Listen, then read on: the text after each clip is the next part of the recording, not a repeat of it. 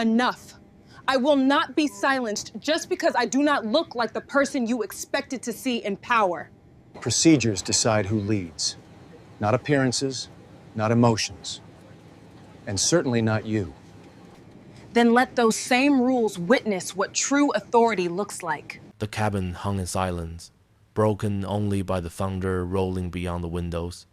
Every face turned toward Monica, her defiance cutting sharper than the storm itself. In that moment, the question was no longer about rules or rank, it was about dignity, truth, and who would carry the weight of justice when others turn away. The story does not end here. Monica is about to face an even greater test that will push her beyond the limits of courage. If you believe justice must be heard, leave a comment with the word justice and remember to follow for the next chapter.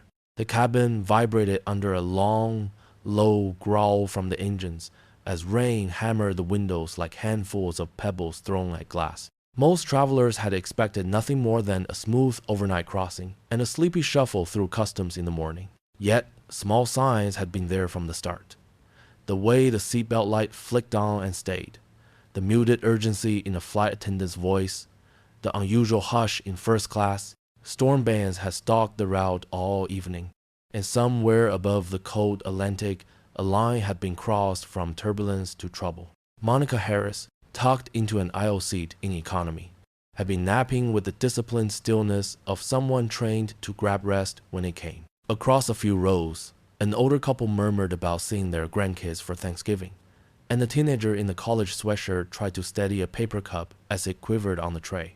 The airplane, a Boeing 747 with its familiar double hump and broad patient wings, felt suddenly less like a certainty and more like a question. Then the intercom clicked, and the first officer's voice spilled out, strained but controlled, riding the roar of wind like a lifeline. He identified himself as Ethan Miller. He asked for calm, he asked for patience, and then he asked for help.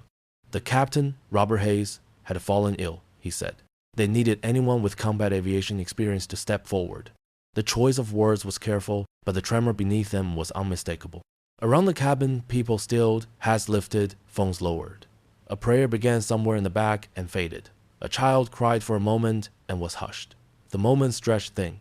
In first class, a man in a soft gray blazer unbuckled with a clink and stood in the aisle like a television anchor about to speak. Thomas Whitaker had the polished air of a man frequently obeyed, the kind who liked his wine chilled, his shoes shined, and his stories believed. He announced in a carrying voice that he had a considerable experience with private aviation, that his brother-in-law owned a jet, that he had logged more hours up front than most people ever would, even if as a passenger. He waved at a flight attendant for attention, then at the ceiling, as if the airplane itself might listen and be reassured. The attendant, a woman with a sturdy calm of long experience, thanked him and explained that the crew needed someone with specific military flight training. She said it as gently as possible, but the word military changed the air in the cabin. A few nearby passengers looked toward the back, then toward the front again, as if a uniform might materialize from the overhead bin. Thomas smiled a little too broadly, then frowned as the plane bucked, a hard, sideways jolt that sent a clatter of ice skittering down the aisle. Monica's eyes opened to the dim, cool light. She listened before she moved, listened to the engine note, to the wind shear, to the way the aluminum bones of the airplane hummed as it shouldered the storm. She had learned long ago that panic arrives faster than help, and that stillness can be a form of command. A row behind her, a young mother tucked a blanket around a sleeping toddler. Across the aisle, a retired teacher gripped a paperback with a trembling thumb, the page refusing to turn. The scent of brewed coffee from the galley drifted forward, thin and comforting. Ethan returned to the intercom, and the careful control in his voice wavered. He said the storm was stronger than forecast, that the captain's condition was serious, that he had never flown alone in weather like this. He asked again, now more plainly, "If you have the training, please come forward." There was a pause, the kind that reveals a room's heart. Thomas filled it. He declared he would make his way to the cockpit and assist with command decisions. He began moving up the aisle in quick, small steps to keep his footing, hand to seatbacks, jaw tight with performance. The flight attendant, her name tag read Powell, called him at the galley curtain and spoke quietly. Monica could not hear the words, but she recognized the choreography of a firm refusal, delivered with courtesy. Thomas's shoulders stiffened. He gestured toward the economy cabin, toward the mass of ordinary people in their hoodies and cardigans, as if to say, "Would you rather trust one of them?" A few first-class passengers watched with polite interest, some with a flicker of sympathy. The airplane trembled again, a heavy shudder that made the baggage bins creak, and a voice in the back whispered, "Dear God." Monica unfastened her belt. The action was simple, almost soundless. She smoothed her sweater, slipped into the aisle, and started forward with measured strides, one hand light on the seat backs to balance against the sway. She was in dark jeans and worn sneakers, the uniform of travel everywhere. And for a moment, she was invisible. Just another passenger stretching her legs. Then she stopped beside Powell and spoke in a tone that carried even when it did not rise. "Colonel Monica Harris, United States Air Force. I have combat flight experience and emergency navigation under extreme conditions." Powell looked at her face, then at her hands, then at her eyes, which were steady in a way that has nothing to do with posture. The attendant stepped aside. Thomas's disbelief arrived like a raised eyebrow before it hardened into words. He said that credentials mattered, that anyone could claim anything up here in the clouds, that the stakes were too high for theater. Around them, the storm hammered its case against the windows with a million wet fists. Monica did not answer Thomas. She addressed Powell, asking to be led to the cockpit, and asked that the first officer be told she was on her way. They moved through the forward galley and the short, narrow corridor that always smells faintly of coffee and metal, and the peculiar cold that sneaks into aircraft doors. Powell keyed the interphone. The lock clicked. The reinforced door pivoted. Inside, the cockpit was dim and pulsing with light. Amber cautions, red warnings, green confirmations in disciplined clusters. Ethan Miller looked young, not in the sense of age, but in the way worry makes anyone seem newly minted. He was strapped into the right seat, his hands hovering over the thrust levers as if calming a skittish animal. On the left, the captain slumped against his harness, color drained from his face, chest rising shallowly. Monica introduced herself again, not for theater, but for protocol, because the rituals of aviation exist to steady the mind when everything else is moving. Ethan's relief was visible and immediate, like a muscle unclenching. He rattled off the instrument readings she requested. Altitude, airspeed, fuel state, crosswinds. He reported the medical situation as best he knew it. Monica nodded, then leaned over the captain, checking breathing, pulse, pupils. A swift assessment learned not in textbooks, but in the dim back of helicopters and the noise of flight lines. She asked for the onboard medical kit and an oxygen bottle, and Powell disappeared to fetch them. Thomas's voice floated in from the doorway, bristling with urgent self-importance. He said the storm was too strong, that they should divert immediately to the nearest major airport, that he would speak to air traffic control on their behalf. Monica turned just enough to make eye contact, without giving him more space than the airplane's footprint demanded. She told him that the cockpit needed to remain secure.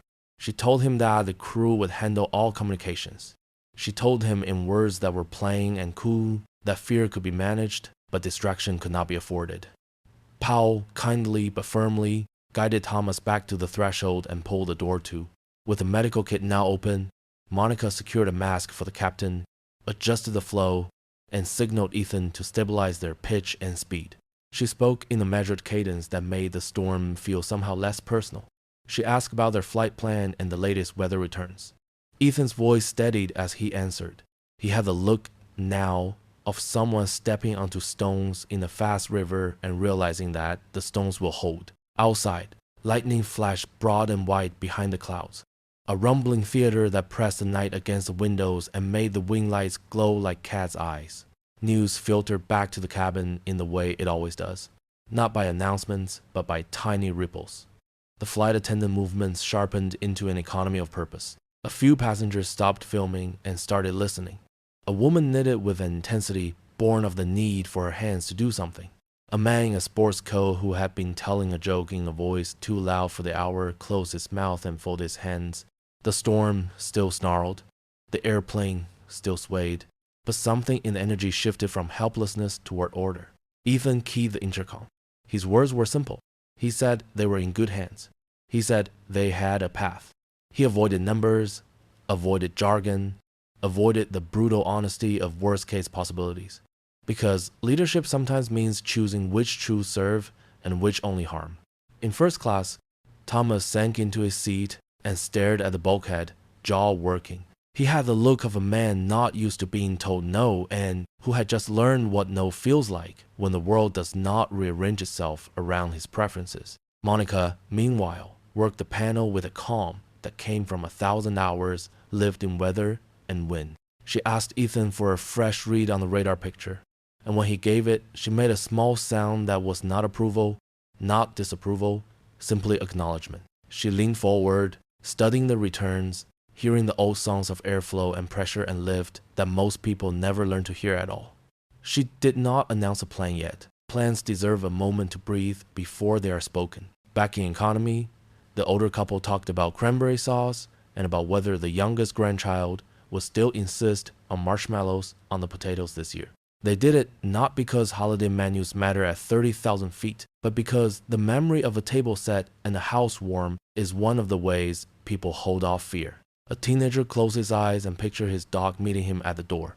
In the last row, a quiet man whose father had once flown cargo in another long-ago war blessed the hands at the controls without saying a word out loud. The airplane hit another pocket of rough air, a solid thump from below that lifted stomachs and drew breath from lungs in the same shocked second. Someone cried out. Someone apologized for crying out. Monica asked Ethan for a shallow descent to denser air and a new power setting to balance lift and drag, her voice moving without hurry. She requested that one attendant stand by to relay updates to the cabin if needed, and another keep a careful watch for any passenger in distress, elderly travelers, people with heart conditions, anyone whose fear might become a medical event of its own.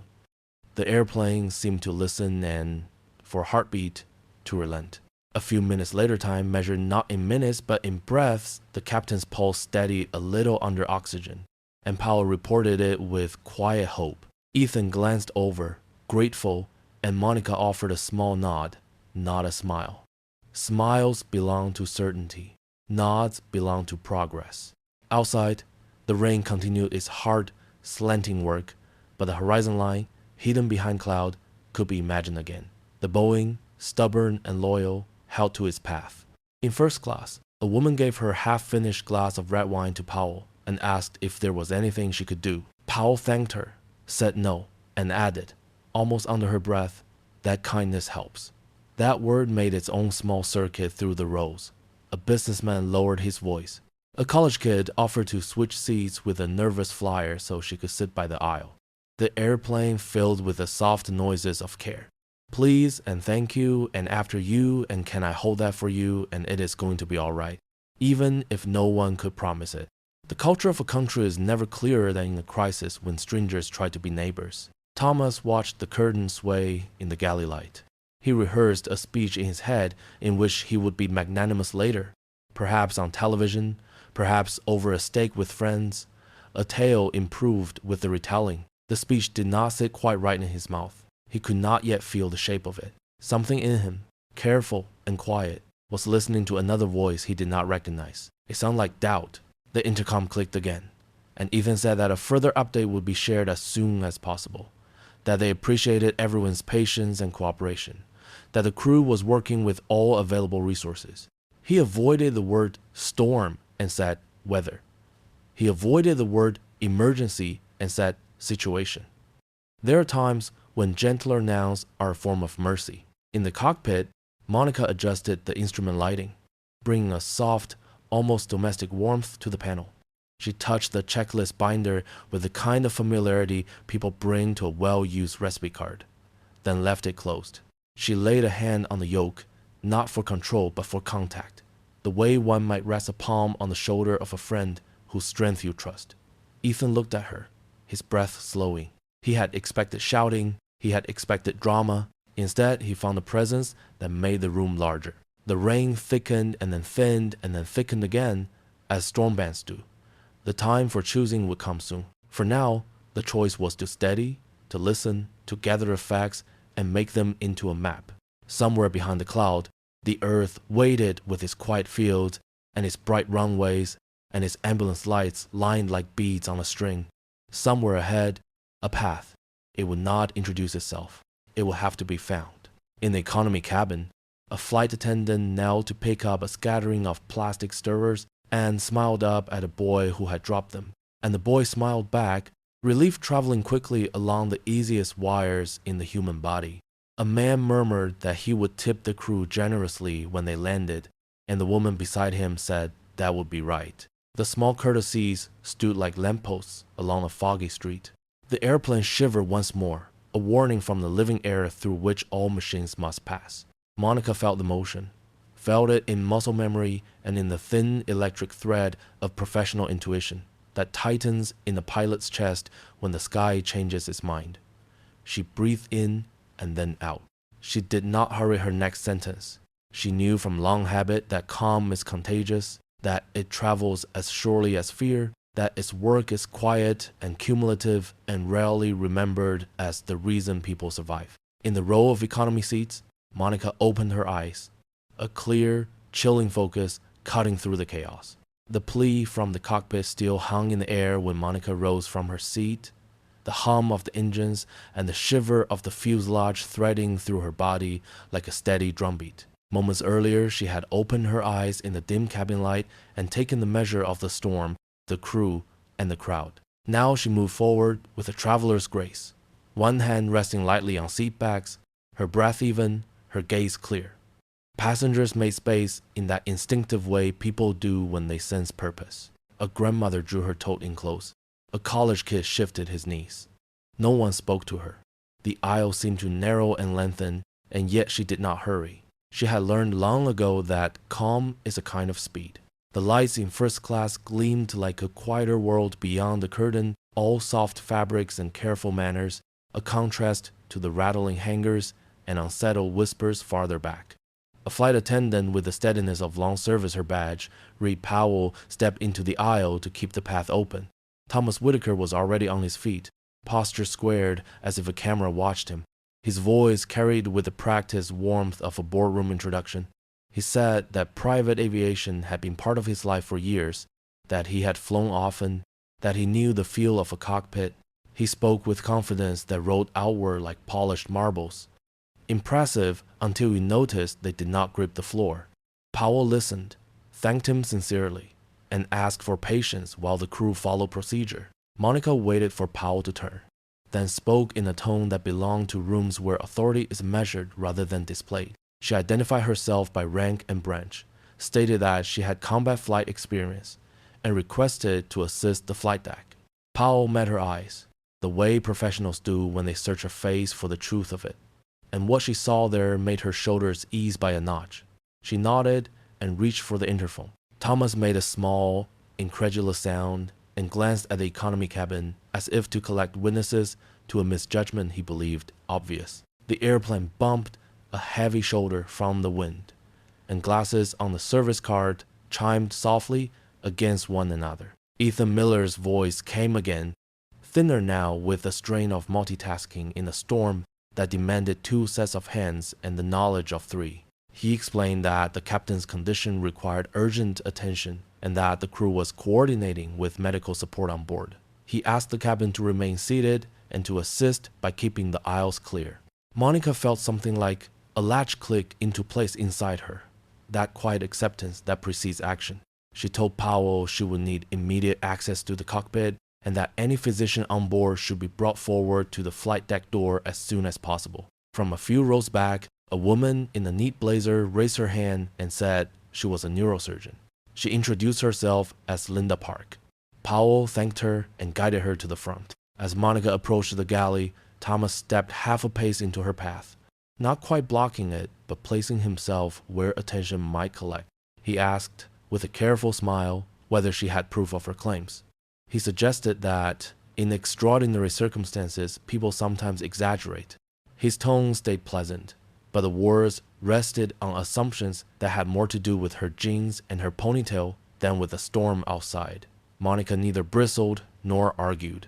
She met his gaze and said that the crew had a process. and that the flight deck would decide who entered. She moved past without touching him, the kind of refusal that leaves no handhold for the next interruption. The galley smelled of coffee and metal and the faint citrus of antiseptic wipes. Powell keyed the interphone, exchanged a few low words, and the reinforced door unlocked with a quiet mechanism sigh. The cockpit was a pool of concentrated light. Dials glowed. Warning messages blinked with disciplined urgency. Ethan sat high in the right seat, headset on, eyes flicking between instruments and weather returns. The captain slumped in the left, his pallor the color that makes experienced people move without being told. Monica announced herself again, because protocol is both safety and respect. And Ethan's features shifted from tight control to focused relief. He recited their altitude, their speed, their fuel state, the crosswinds, the nearest alternates, the shape of the storm on radar.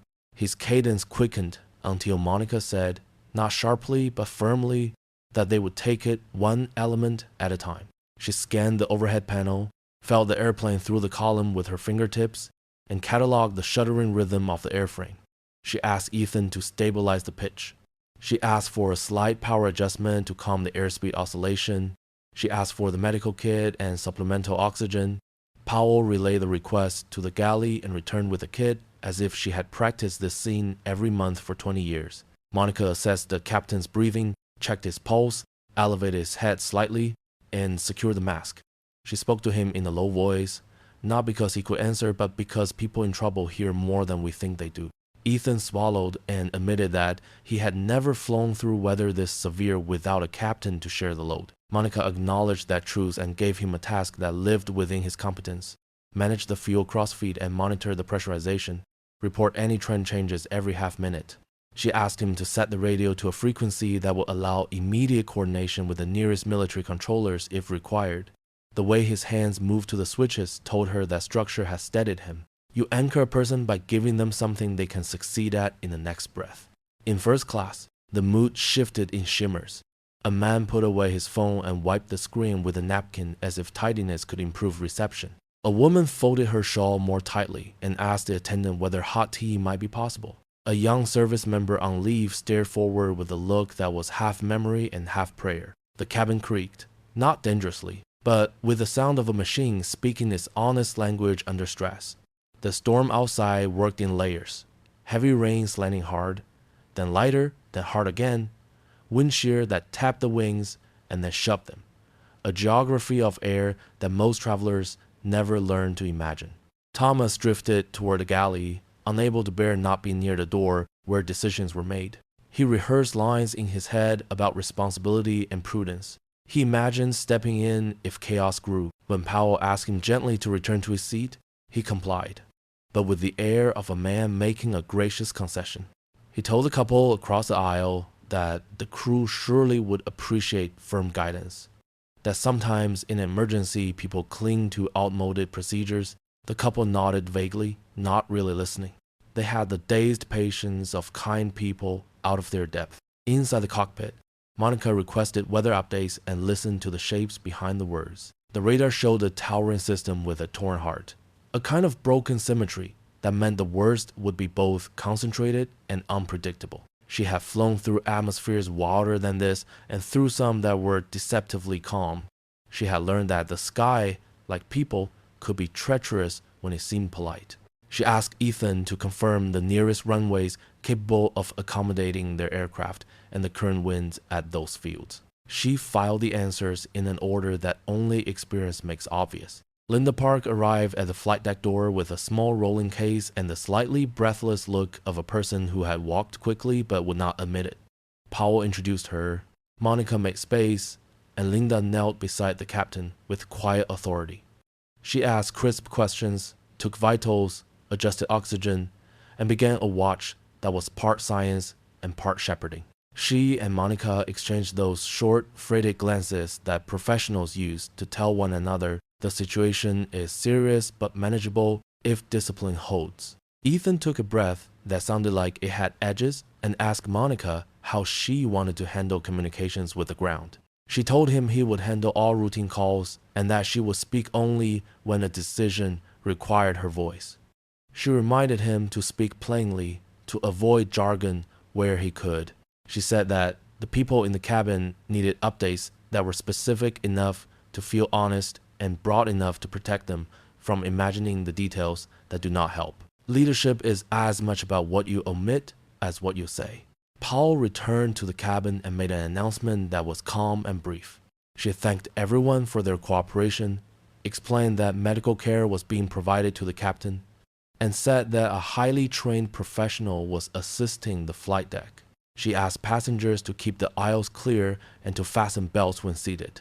After she hung up the handset, an older gentleman touched her sleeve and said, with the courtesy of another era, that the crew were doing fine work and that many of them would say their thanks properly on the ground. She smiled with her eyes and said that kindness mattered more than anyone knew. The storm struck again with a long rolling push, and a scatter of plastic cups slid along a tray table and dropped to the floor. People bent to pick them up for one another. Someone began humming a tune too softly to place. The energy had shifted from spectacle to solidarity, a small but essential migration. On flights like this, culture declares itself in the way strangers decide to behave. Monica watched the instrument trend smooth by increments and knew it would not last. She asked Ethan to bring up the diversion options again and to mark those with the best medical facilities near the runway. She thought of the captain's family without letting the thought change her face. She checked the engine instruments, felt the slight lag that lived inside the readings, and adjusted for it. She spoke to Ethan about workload sharing during severe turbulence. Her voice measured, the sentences short enough to fit between the airplane's shutters. Thomas could not sit still. He rose, then sat, then rose again with a sigh that requested notice. He told Powell that wealthy flyers he knew always insisted on certain protocols, as if wealth conferred an understanding of physics. He raised his chin at the curtain and said that transparency was essential during crisis, and that he would be happy to facilitate it. Powell thanked him and asked him to remain seated for safety. He heard the words, but not the meaning. He was listening to the version of the scene that would later make sense to his pride. Ethan keyed the intercom and offered an update crafted to soothe without misleading. He said the crew was working with all available resources, that the weather was challenging but being managed, that medical assistance was ongoing, and that another message would follow when appropriate. He did not say fear. He did not need to. The cabin breathed as one for a few seconds, and in that breath, Monica felt the airplane settle into a new rhythm, the way a marching unit finds the same step after a stumble. She turned to Linda and asked for a status report in just a few words. "Stable for now," Linda said, and emphasized the words in a way that made them both true and provisional. Monica nodded and looked again at the radar. She knew that soon she would ask for a frequency change and for a set of clearances that will alter everything about their flight path. She did not speak the plan yet. She let it ripen for a handful of heartbeats more, because a plan spoken too early can unsettle the listener, who must help execute it. Thomas stood again, unable to bear the quiet. He moved up the aisle, his steps careful against the sway, and arrived at the galley just as Powell returned from the door. He set his shoulders, raised his voice just enough to be heard by several rows, and planted his demand in the air with crisp consonants and a pointed finger. "I demand to see credentials! We can't trust her!" Powell eased the cockpit door inward, and the wash of dim instrument light met her like the glow from a winter window. Monica stepped through and felt the hush that always lives in that narrow room where decisions are made in inches and in breaths. The air smelled of plastic warmed by current, of coffee gone cool, of the clean bite of oxygen. Ethan Miller occupied the right seat with the rigid stillness of someone working very hard to seem at ease. His hands hovered just above the thrust levers, ready without fidgeting, and his eyes kept up a steady circuit among the primary instruments, the weather display, and the checkbox corners of the overhead. In the left seat, Captain Robert Hayes sagged against his harness. The gray to his skin and the damp at his temple told a story that needed action more than adjectives. Monica introduced herself again, not for effect, but because in aviation names and roles matter as much as switch positions.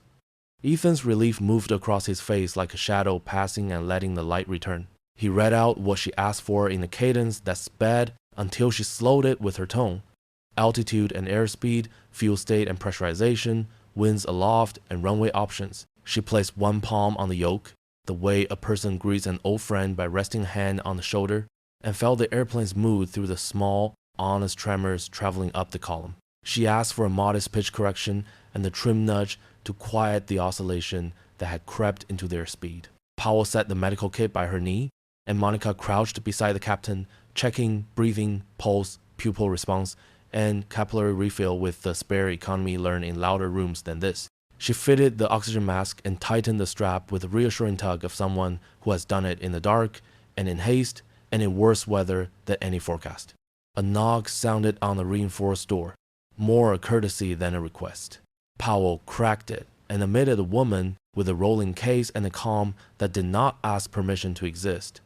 She introduced herself as Linda Park, a neurosurgeon. Monica shifted to make room, and Linda knelt with practiced grace, eyes already full of questions that would be answered by touch and by trained intuition. In a few words, they divided the work. Linda would manage the captain's airway, monitor his vitals, and cue any need for medications from the onboard kit. Monica would fly and keep the picture whole. Ethan would handle systems and routine communications. The simplicity of the plan steadied the room. Outside the cockpit, the storm did its thousand-voiced work. Rain needled the windows, pressure buffeted the fuselage, and the wind's muscle pressed against aluminum with the indifference of weather to human schedules. Inside, order grew by inches. Monica asked Ethan to set the radio to monitor guard and to stand ready to reach the nearest military controllers. He swallowed, nodded, and did it. She asked for updates on diversion fields and emphasized medical capacity and runway length. He brought up a short list, and she reorganized it with 2 words and a fingertip, placing the safest option at the top and the merely convenient farther down, the way an experienced cook can look at 3 ingredients and see dinner.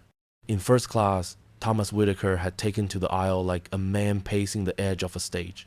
He spoke in undertones to anyone who would listen about chain of command, about prudent alternatives, about how private aviation teaches lessons the airlines sometimes forget. He glanced often at the galley curtain and at the heavy hinge of the cockpit door, as if willing transparency from the reinforced metal. A few passengers listened with a polite, absent focus of people who are waiting for news from another room.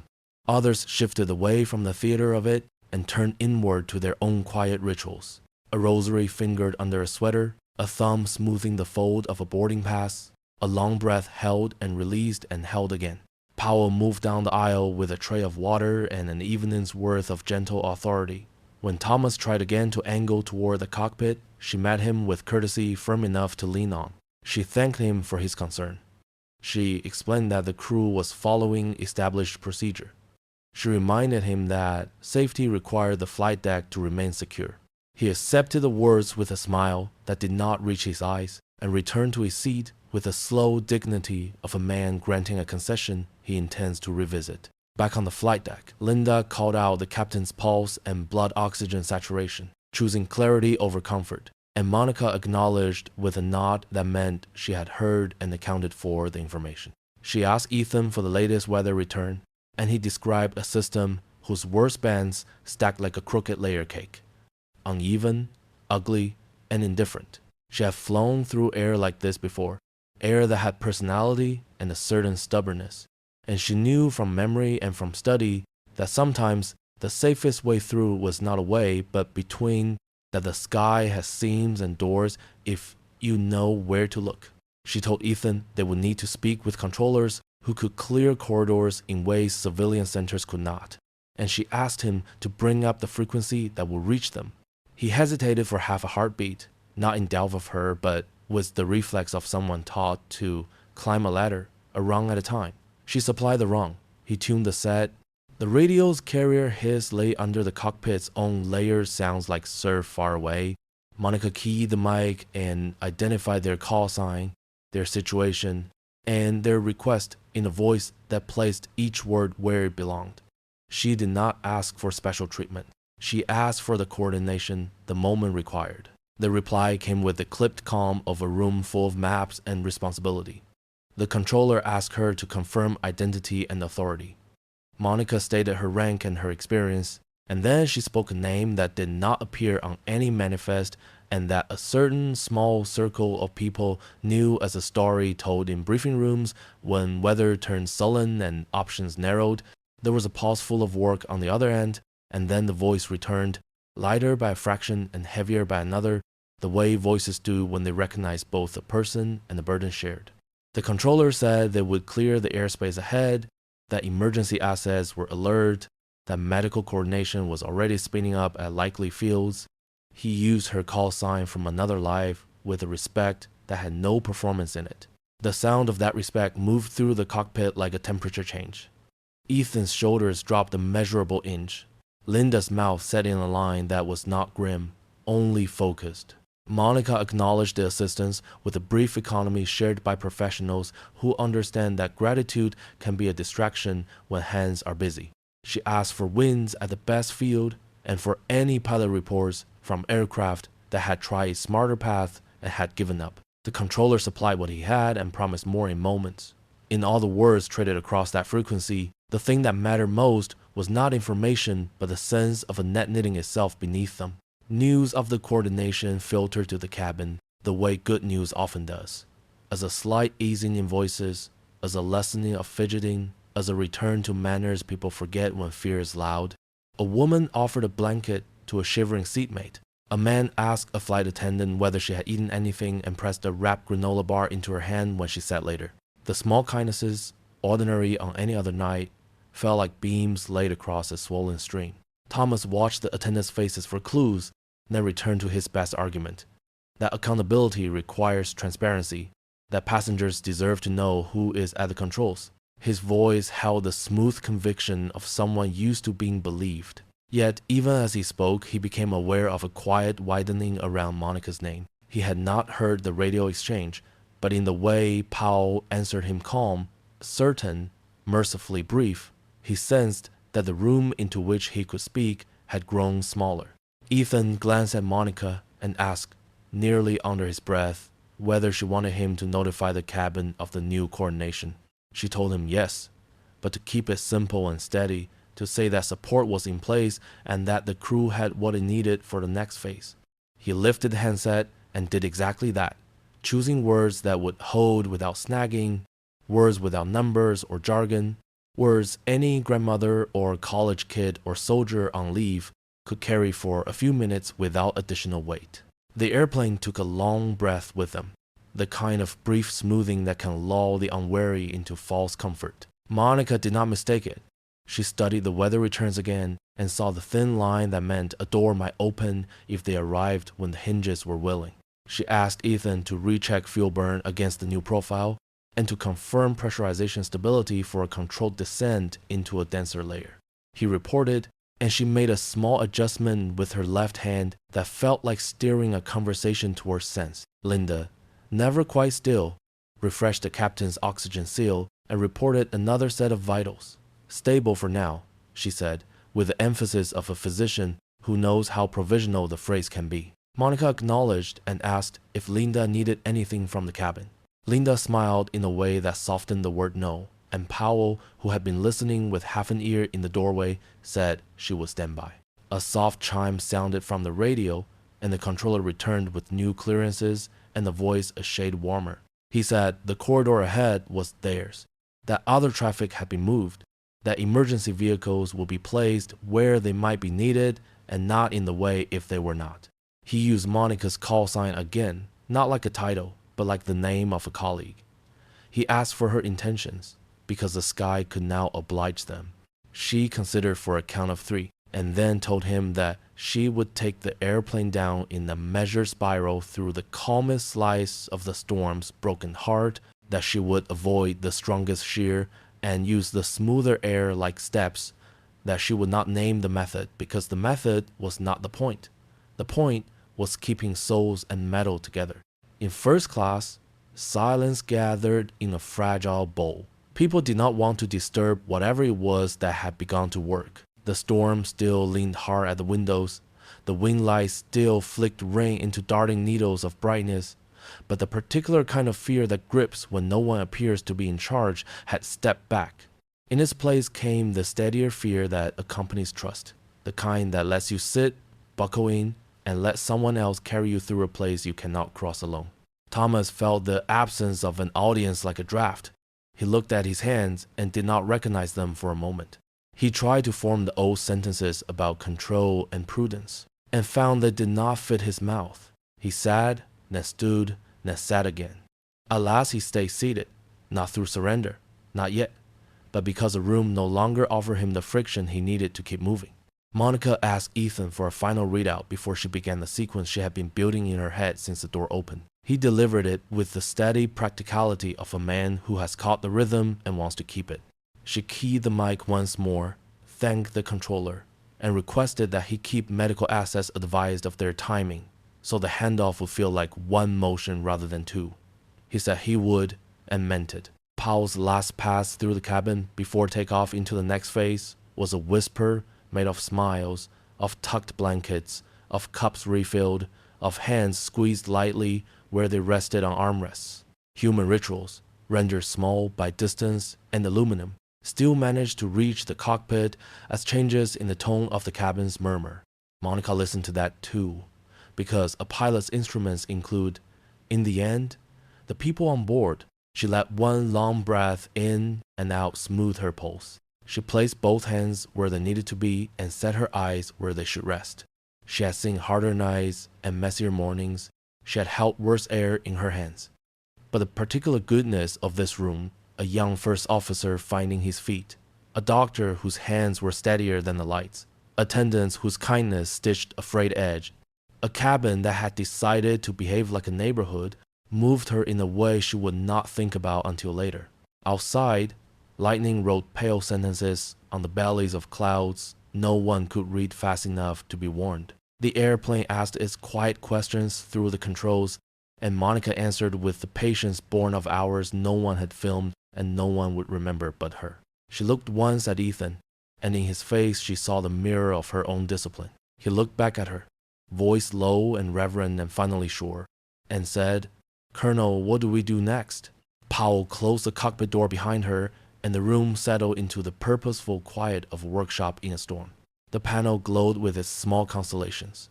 The windshield washed in sheets of rain that the wipers pushed aside in patient arcs. Monica took the left seat without ceremony, not as a usurper, but as the person the moment had been waiting for. Her voice filled the headsets with a steady warmth that gave instructions shape. She asked Ethan to report fuel, pressurization, and electrical loads in regular intervals, not rushed, not delayed. He answered, and she set the rhythm. Updates every half minute, cross-checks on each call, no skip beats. The pattern alone steadied him. It also settled the airplane, which had been flying with the tense, uneven breath of a runner losing step. She keyed the public address and spoke to the cabin with the kind of clarity people recognize from a trustworthy radio at night. She gave her name and her duty. She said plainly that she would be taking command of the aircraft until they were on the ground. She asked everyone to remain seated with belts fastened, to assist one another with small kindnesses, and to await instructions from the crew.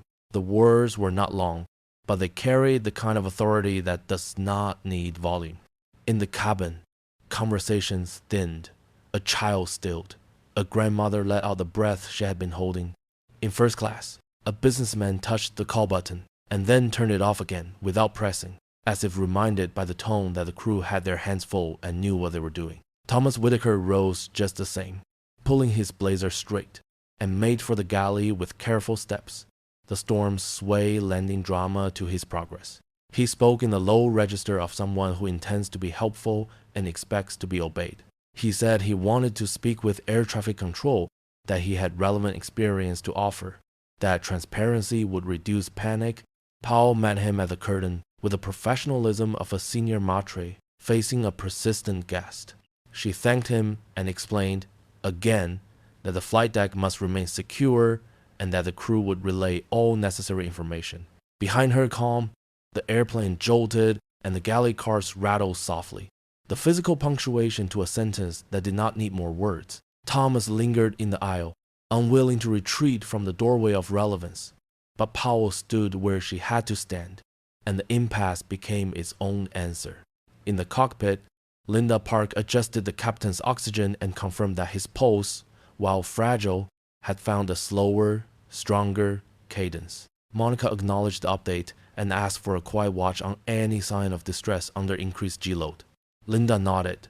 The nod said she had considered the same risk and was already weighing it against the necessity of what would come. Ethan read out fuel again, then pressurization, then a minor fluctuation in one electrical bus that Monica corrected with a switch and a glance. He repeated back the normal range, and the small call and response became a hymn that returned him to himself. Monica studied the weather return, a bruised mosaic that would not be charmed or bullied. The core showed its uneven ring with a slit of quieter air turning slowly like the pupil of a great eye. Civilians think storms are walls, she said to Ethan without looking away. Pilots learn that even the angriest weather has seams. She traced with a fingertip the path she meant to fly, a measured spiral down through the calmest slice of the storm's broken heart, staying clear of the strongest shear and using the smoother air as steps. The method had been born in the hard school of missions where manuals could not keep up, and she shaped it now for a machine far larger than any fighter, but still subject to the same physics and the same truth. Lift is lift, drag is drag, and discipline is the hinge between them. She called the controller whose voice had steadied them earlier and requested corridor wide and clean, with no traffic to complicate the geometry. The reply came back with the promise of cleared airspace and emergency support at the likely field. He asked whether she was certain about the profile. Monica answered that certainty is a luxury, but judgment is a duty, and that she would take what the sky offered at the exact rate the airplane could accept. He understood. His acknowledgement held no reverence and no doubt, only partnership. Ethan swallowed and asked about the cabin. Monica told him to coordinate with Powell for a short plane announcement. They would encounter sustained maneuvering as part of a controlled descent. People should remain belted. The crew would be present and attentive. No numbers, no jargon. He repeated the language back, lifted the handset, and spoke with a calm that sounded like it belonged to him. In economy, a college kid reached across to hold his seatmate's hand. In first class, a woman folded her shawl and slid it behind her lower back like a cushion. A soldier on leave stared at the seat back in front of him and counted breaths. The culture of a country shows itself in small ways at altitude. How people say please when they are afraid, how they make room for a stranger to be braver than they feel. Thomas eased forward again and found himself beside Powell at the curtain. He asked if the person in charge would consider outside counsel. Powell's eyes softened. She has served long enough to know that helplessness often dresses itself as expertise. She thanked him, repeated the requirement to remain seated, and added quietly that the very best way to help now was to let the crew work. The words had the effect of a hand laid gently on the forearm. He looked at that invisible hand and, for the first time, did not brush it away. Monica began the setup. She asked Ethan for a small reduction in power to keep the notes honest, then for a trim change to arrest the creeping oscillation. She confirmed flaps up, spoilers armed, auto brake set for a firm arrival if conditions required it. She requested fresh winds and pressure from the destination field, weighed them against the profile in her head, and allowed herself one long, even breath. She briefed Linda. There would be a steady increase in load as they transitioned into the spiral. Nothing abrupt, but enough to matter. If the captain showed any sign of intolerance, she should call it without apology. Linda said she would. Her hands were already where they needed to be. They entered the first turn like a dancer, stepping onto a moving stage, commitment in the ankle, balance in the hip, eyes on the point that does not shift. The airplane responded with a low, steady moan in the structure, a sound that to the untrained ear can seem like complaining, but to a pilot reads as truth spoken under effort. Rain became streaks and then a smear. Lightning wrote brief, white signatures on cloud that the wipers could not erase. Ethan called out airspeed and altitude at the interval Monica had set. She answered each call with an adjustment small enough to be invisible to anyone not watching her hands, and the big machine moved with an elegance no one expects from a bus with wings. In the cabin, the world narrowed to seat and belt and breath. The attendants moved like careful ideas through the aisles, touching shoulders, tucking blankets, securing loose cups and stray bags, trading the kind of glances that say, "We are with you," without saying it out loud. A little boy asked if the bumping would last forever. His mother said, "Not forever, just for now," and he accepted the distinction. A retired teacher whispered that she would send a thank you note to the airline when they landed. The man beside her said he would sign it. A young woman cupped her phone and recorded a message she might send later or might delete as a private prayer. Thomas gripped his armrests and watched the curtain as if it were a stage where the next act might redeem his earlier certainty. The urge to rise came and went. He stayed seated, not because he had surrendered his sense of importance, but because the structure of the cabin had absorbed him into its better idea, that sometimes the admirable thing is to be still. Ethan's voice steadied further. Each readout sounded like a rung on a ladder they were climbing down together. He called a quick tremor in the pressurization trend and called it. Monica corrected and said, "Good catch," in the same breath, letting the praise land where it could do the most good. She asked the controller for a reminder on winds below and for confirmation that emergency medical teams were standing by. He answered with the clean brevity of a colleague who knows not to add sugar to a working recipe. Linda reported the captain's vitals again stable for now and adjusted the mask as the G-load nudged the body's fluids in their slow, persuasive way. She kept one hand on the captain's wrist, not only for the pulse, but for the human tether it gives. Monica's hands kept the circle smooth, tightening and easing with the patience of someone who has learned to make friends with physics. The airplane listened and, imperfectly but earnestly, complied. The spiral brought them to a different texture of air, thicker, heavier, less fickle. The instruments confirmed the felt change with numbers that, spoken aloud, would have overloaded a frightened ear. Instead, they stayed on the intercom, where they belonged. Monica tasted the room's breath ease by a fraction and did not let her own change in response. Complacency is an old trickster. She kept the discipline of her skin and the humility that belongs to weather. Powell, on her last pass before they committed fully to the profile, bent to pick up a fallen napkin and ask a trembling passenger whether she wanted water. The woman said yes and then said, softly, "Thank you for being here." Powell answered that it was her privilege. The words were simple and correct. In that small exchange, the airplane felt a fraction more like a neighborhood, and a fraction less like a sealed tube in a storm. Ethan cleared his throat and said the next descent gate was coming up. Monica acknowledged and set them into the second loop, a little tighter, a little lower, like a preacher stepping down from abstraction to application. The controller checked in. She confirmed the rhythm held. The wing lights made the rain look like long hair combed straight by wind.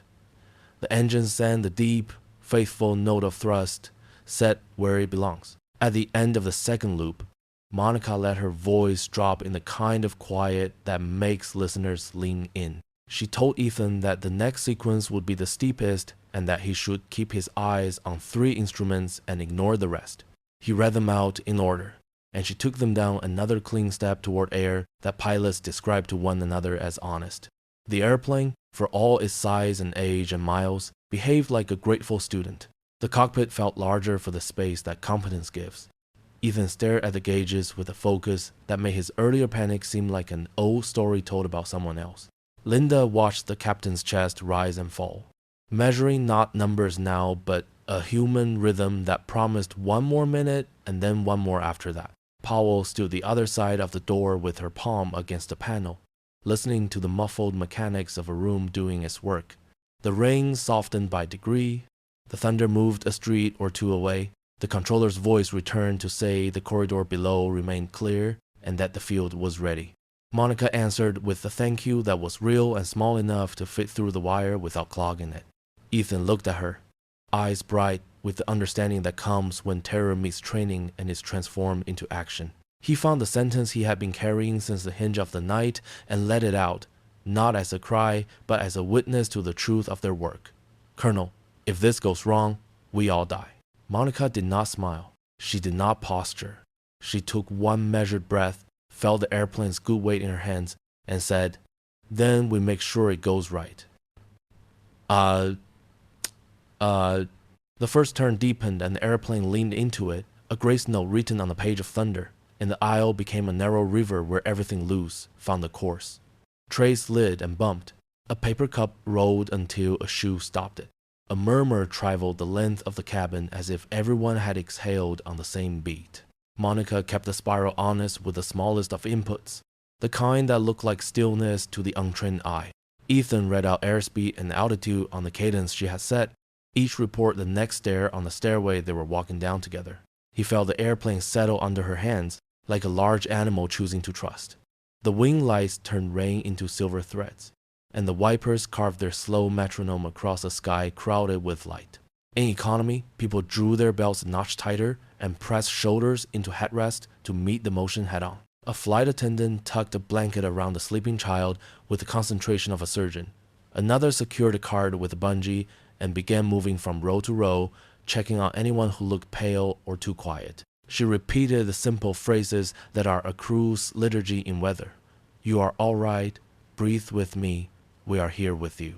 Two strangers traded stories of where they were headed for Thanksgiving, not because either needed the details, but because names of towns and pies and front porches hold more weight in bad air than adjectives about storms.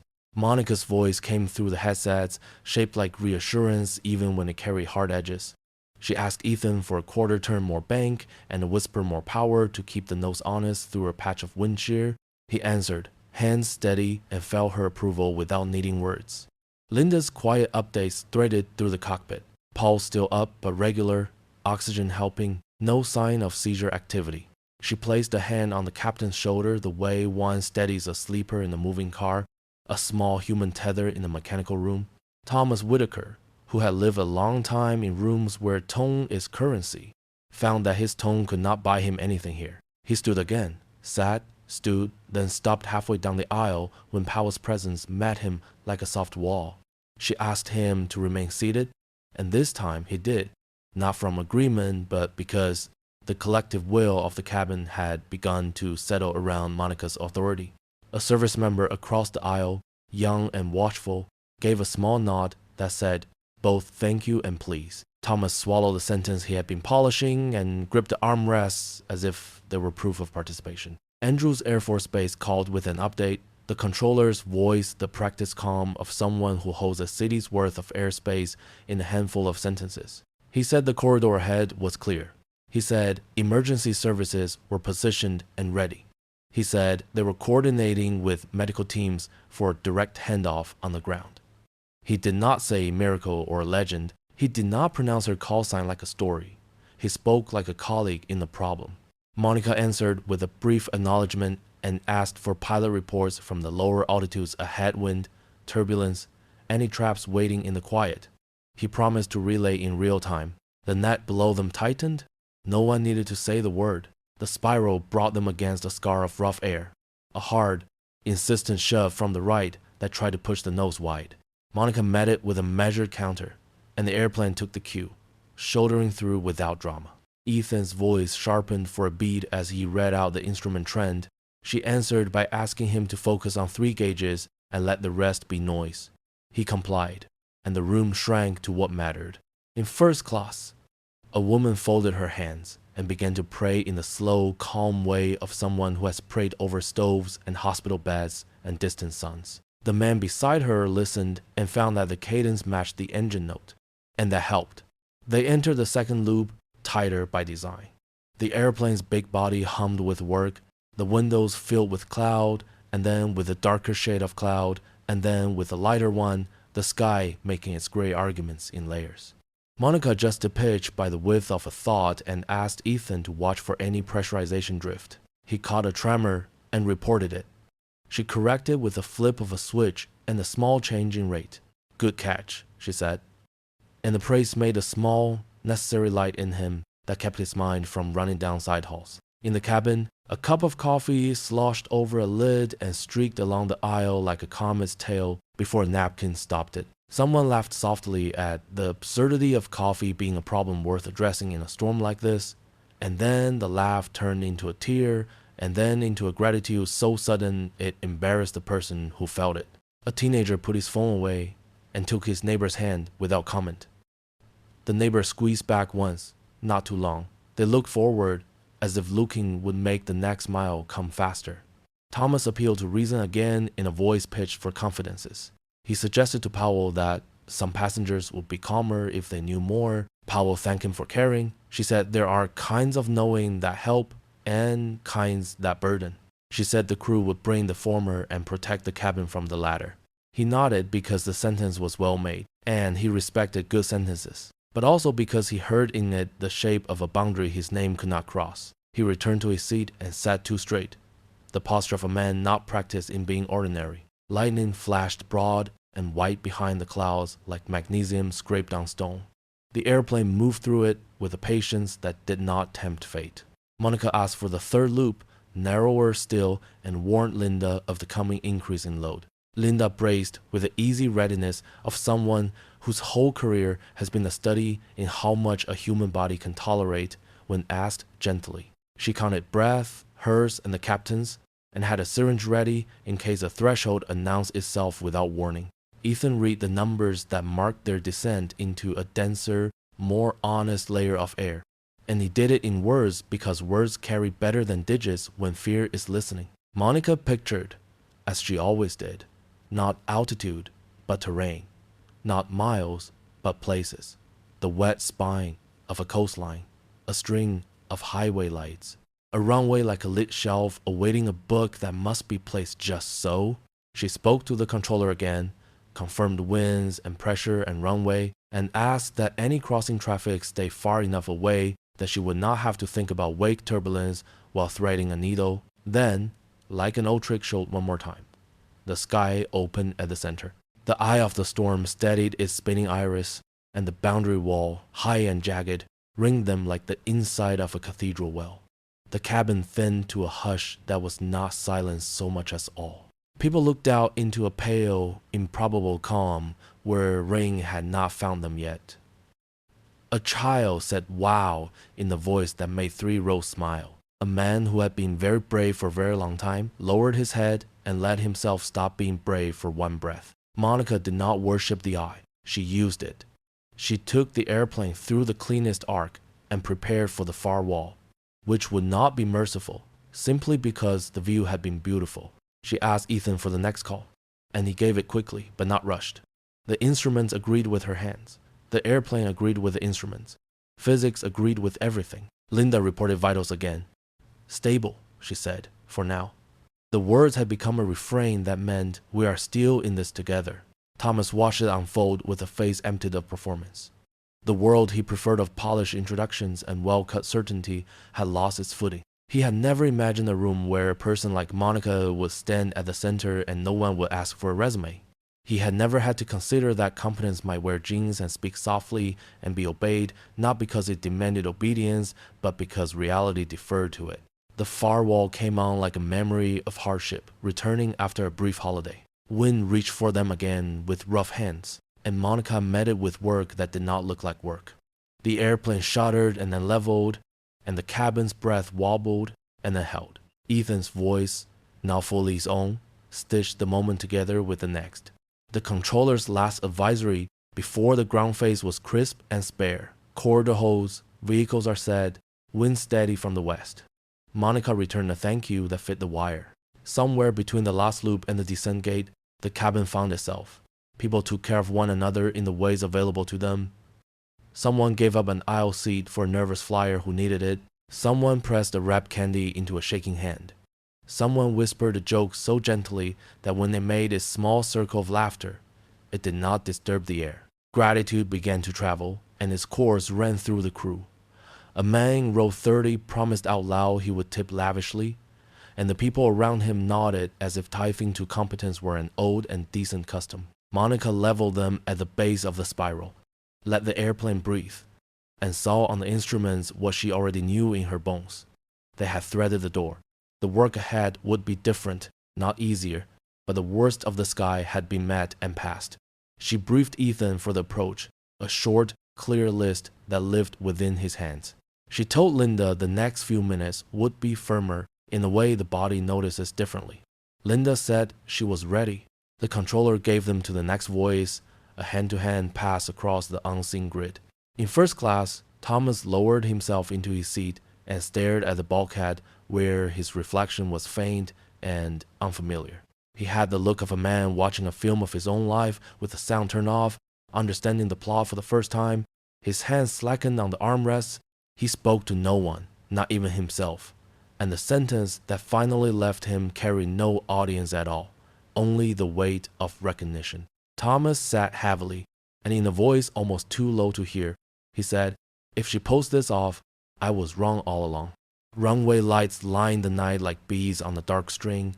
Emergency vehicles idling in patient rows, their beacons washing the concrete in red and white. Monica briefly approached in the clipped calm of someone who knows that the last mile is the most talkative. Ethan repeated back each item, voice steady in a way that would have surprised the man he had been an hour ago.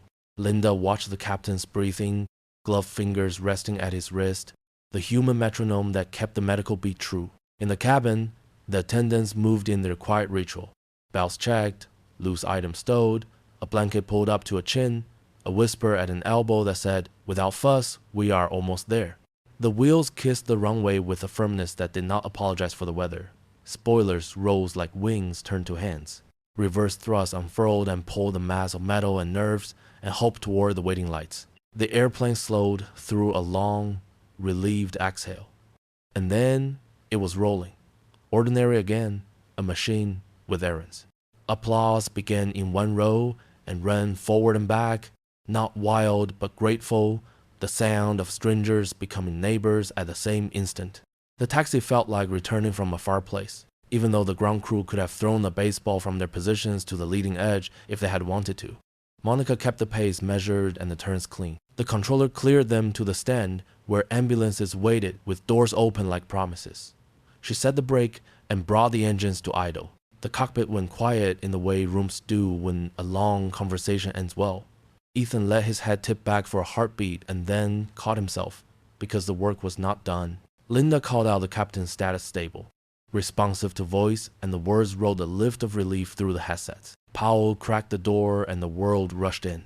Diesel and autumn and the salt smell that always lingers in coastal air. Paramedics boarded with a choreography that had been rehearsed in other nights and other storms, their voices professional, their touches gentle. Linda handed off with the brevity and the depth of a colleague who knows which details make the difference. Monica's acknowledgement was a nod, but the nod carried gratitude that would last longer than any handshake. Ethan worked the overhead, shutting down what needed shutting down, leaving live what needed to remain. He had become, in the course of an hour, a different version of himself, one who could find a shape in the noise. The public address crackled softly and Monica spoke to the cabin again. The voice of the night's narrative, the one that had put shape to fear. She thanked everyone for their patience and their kindness to one another.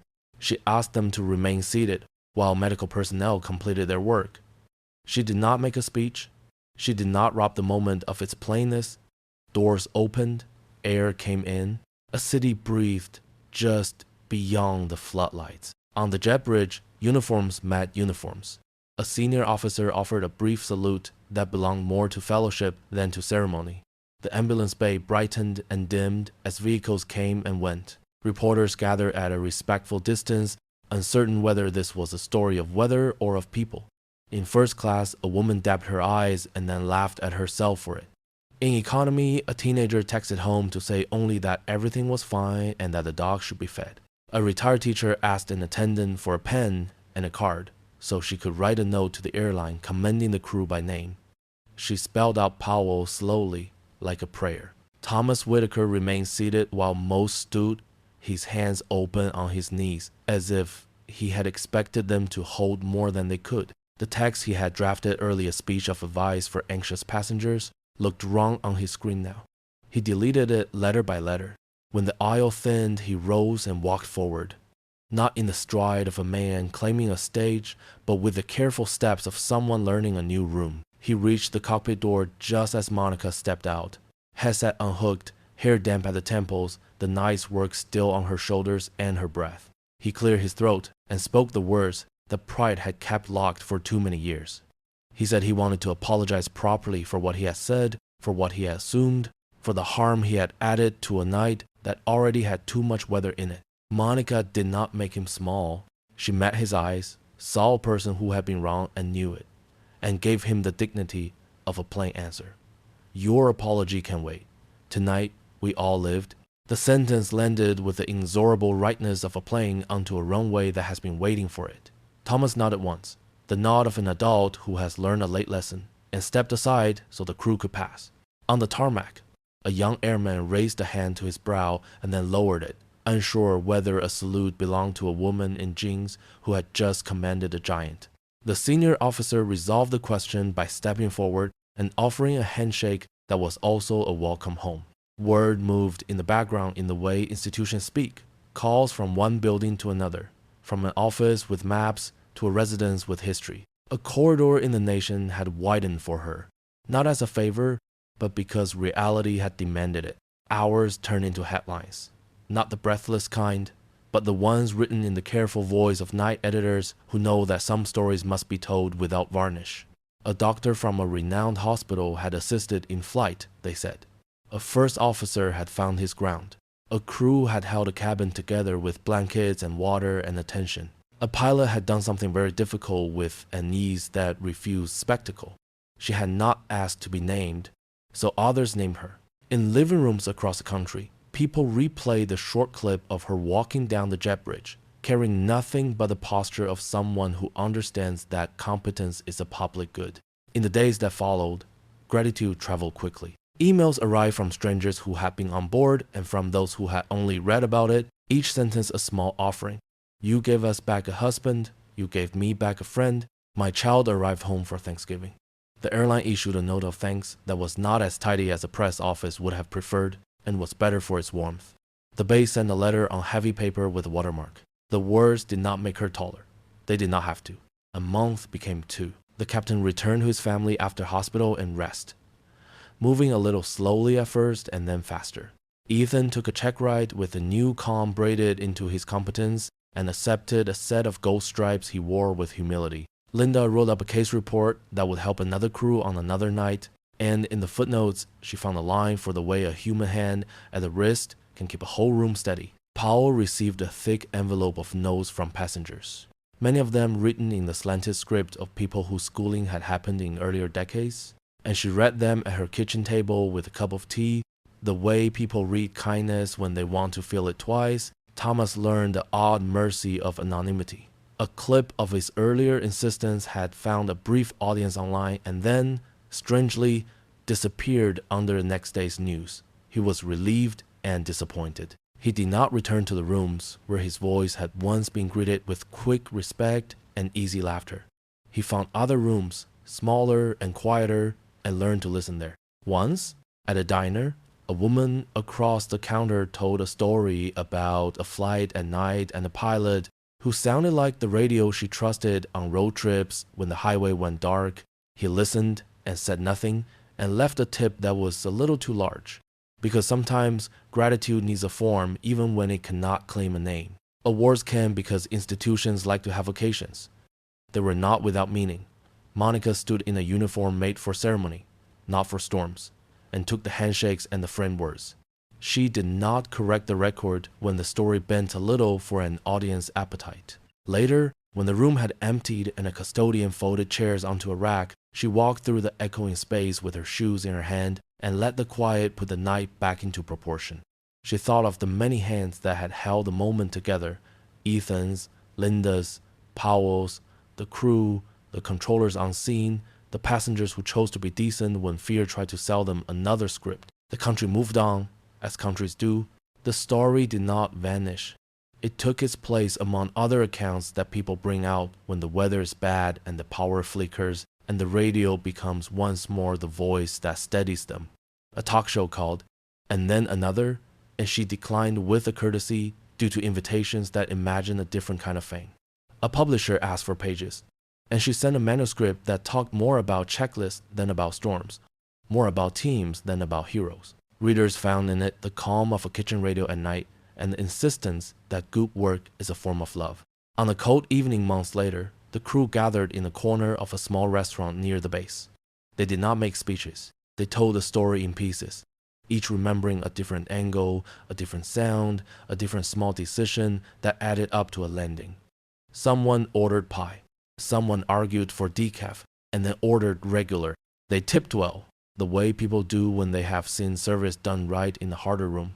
When they left, their coats smelled faintly of onions and coffee and the clean air outside the base. Another morning arrived, and Monica took the long way to work, the road that runs past a river and a park where people walk dogs in puffy coats and little hats. A city bus sighed at a stop. A child on a scooter took the curb too fast and recovered with the rubber bone luck that belongs to children. She parked, walked, signed in, her day filled with the work that does not make news and still keeps the world turning. Training sessions, check rides, a call to a family to say that their person had done well. In due time, the book came out. It surprised no one who knew her that it was generous and precise, and a little stern in the places where sternness keeps people alive. The line at a small bookstore in the capital wound past the biography section and into travel. People brought copies creased already at the corners. Some brought nothing and asked only to say, "Thank you." A man with a cane said he had flown supply runs in the war most had forgotten, and that he wished his radio had sounded like her. She laughed softly and said she wished she had sounded like his. Outside, the city went about itself. Buses, sirens, laughter, the squeak of a sign being changed for the lunch special at the deli. A billboard looked down the street with its patient, silent grammar. Months later, at a small cafe in Washington, D.C., Monica sat signing books. On the billboard outside were the words, "Leadership has no color. It has character." The night closed with the quiet strength of a safe landing. But what lingered was not the roar of engines or the flash of storm. It was a memory of strangers holding steady together.